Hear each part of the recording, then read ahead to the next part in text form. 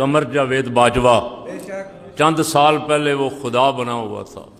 مولوی صاحب ہمارے خلاف بولنا نہیں، حکومت کے خلاف نہیں بولنا، حکومت حلال کرے حرام کرے جائز کرے ناجائز کرے آپ نے زبان بند رکھنی، لیکن ہماری وزیر اعلیٰ بضد ہے، وہ کہتی ہے میں نے لوریوں کو انعام دیا ہے، مارچ کے بعد پھر دوں گی۔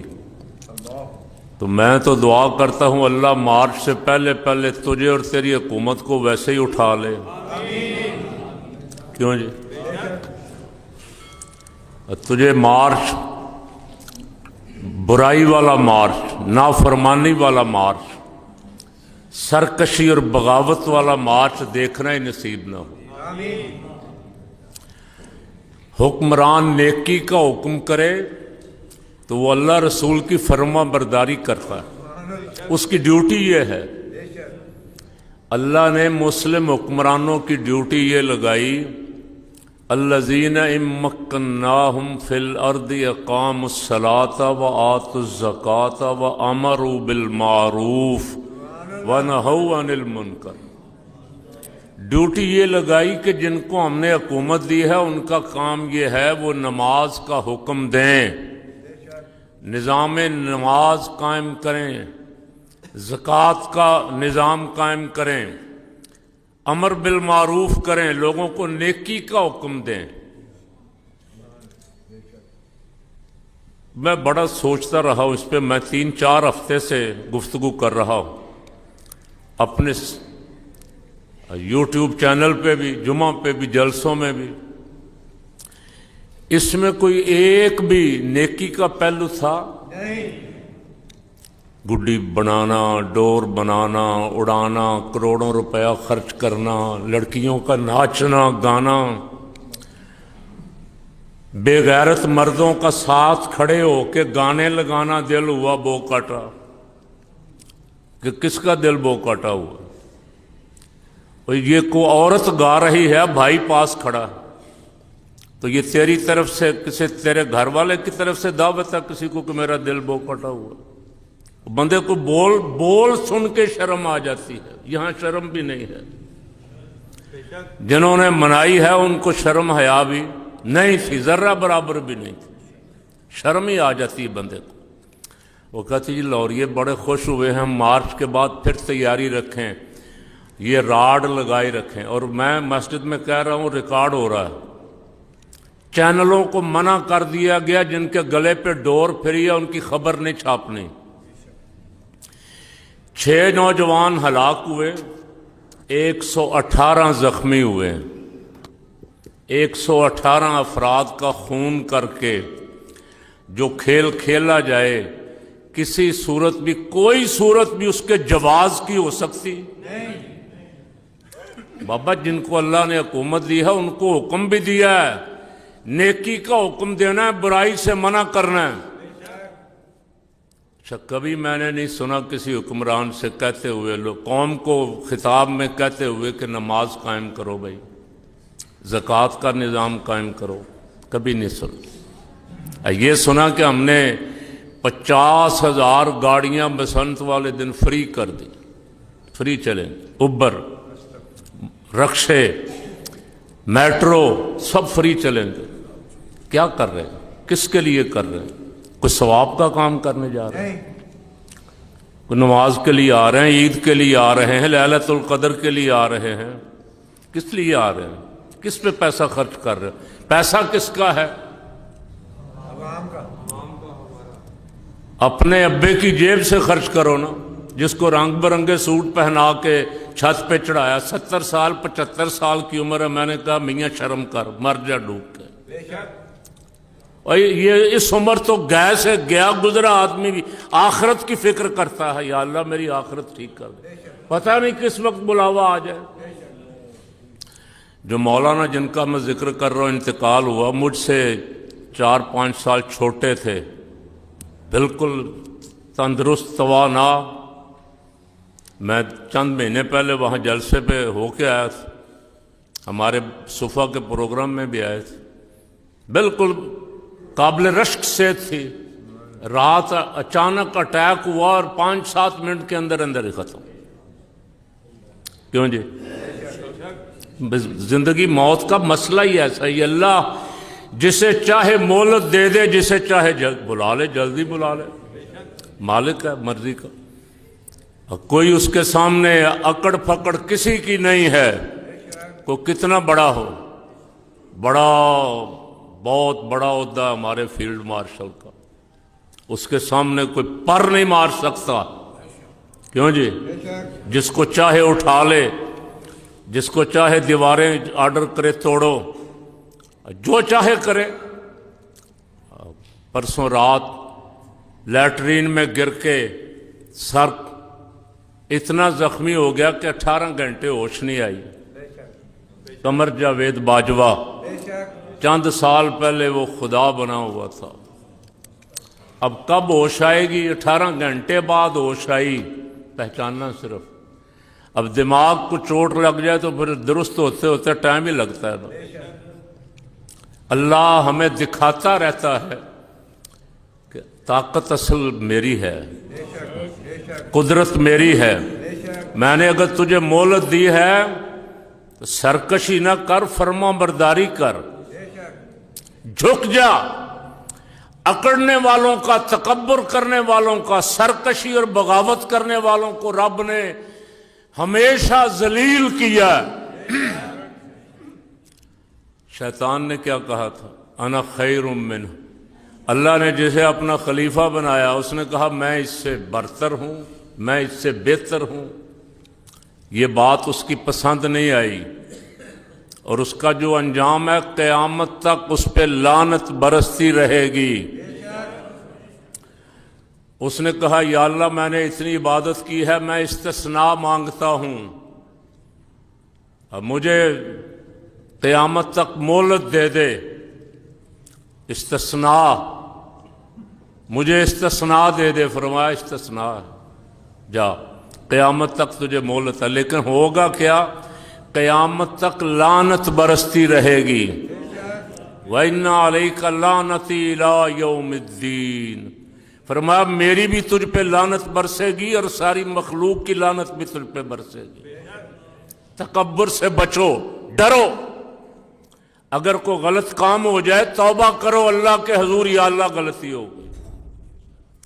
تو میں عرض یہ کر رہا تھا کہ نیکی کا سب سے بڑا بے شمار فائدے، نیکی کی حکمتیں اللہ ہی جانتا ہے، ہم تو ان حکمتوں تک پہنچ بھی نہیں سکتے، لیکن جو ظاہر نظر آتی ہیں، نیکی کر کے وہ خوشی نصیب ہوتی ہے جو ساری دنیا کی دولت مل جائے پھر بھی نہیں ہوتی۔ اس لیے کہ ساری دنیا کی دولت کی خوشی بھی عارضی ہے، ختم ہونے والی، بندے نے خالی ہاتھ جانا ہے، وہ ساری یہاں رہ جائے گی، اور یہ نیکی جو ہے یہ ساتھ جائے گی۔ کیوں جی؟ ذرا ایک دفعہ سبحان اللہ کہیں، سن لیں، یہ میری طرف سے نہیں ہے، یہ خالق کائنات کی طرف سے، آپ سب کو یاد ہے۔ تبارک الذی بیدہ الملک وہو علی کل شیء قدیر،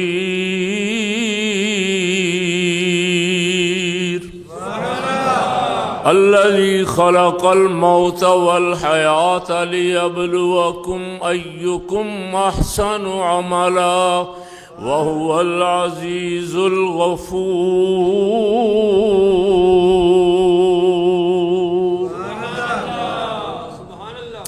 فرمایا موت و حیات اس لیے پیدا کی ہے تاکہ تمہیں آزمائیں کہ تم میں سے اچھے کام کون کرتا ہے۔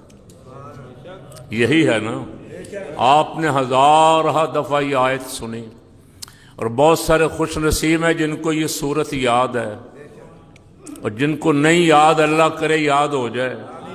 پہلے بھی کئی دفعہ کہہ چکا ہوں، حضور نے فرمایا جو یہ صورت رات پڑھ لے، سونے سے پہلے پڑھ کے سوئے، سبحان اللہ، یہ قبر میں اس کی شفاعت کرے گی۔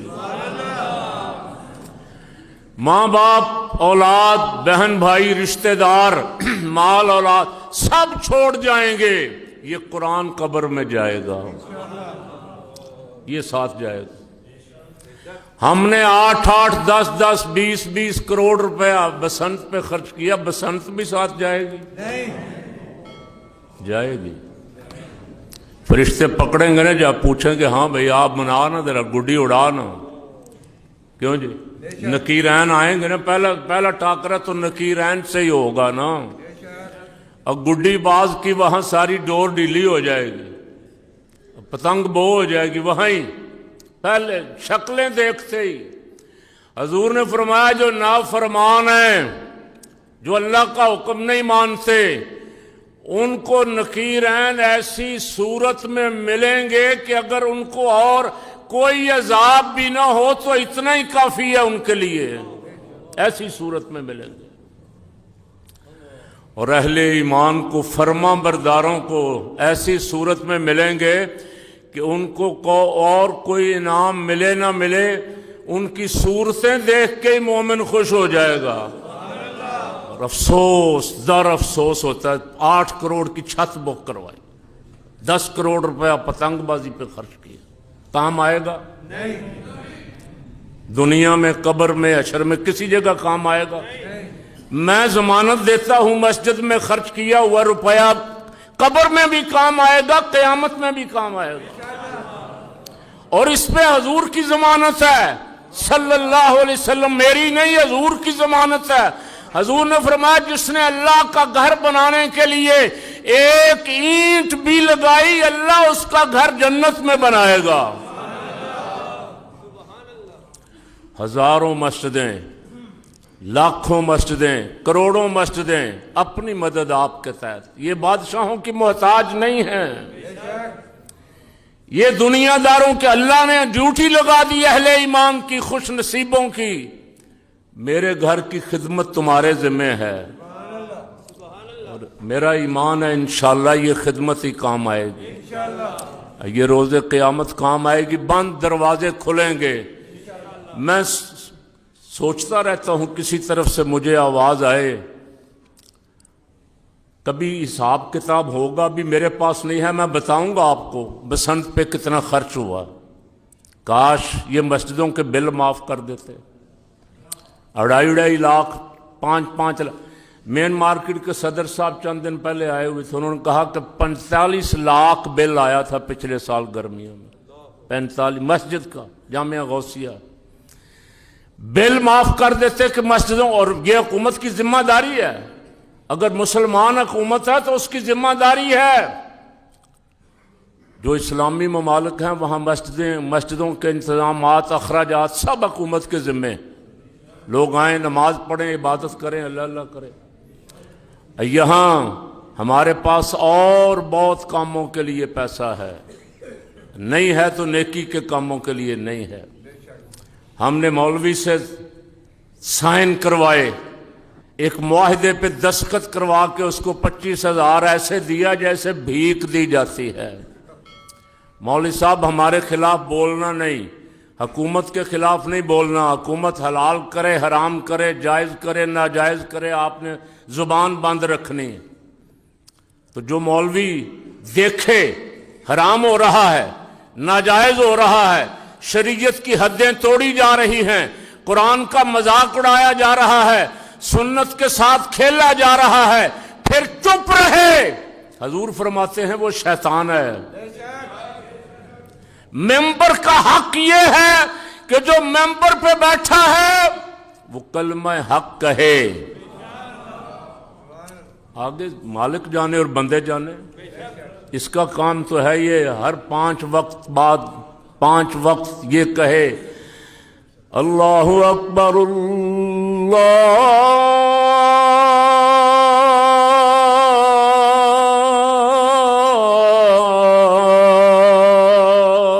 اکبر،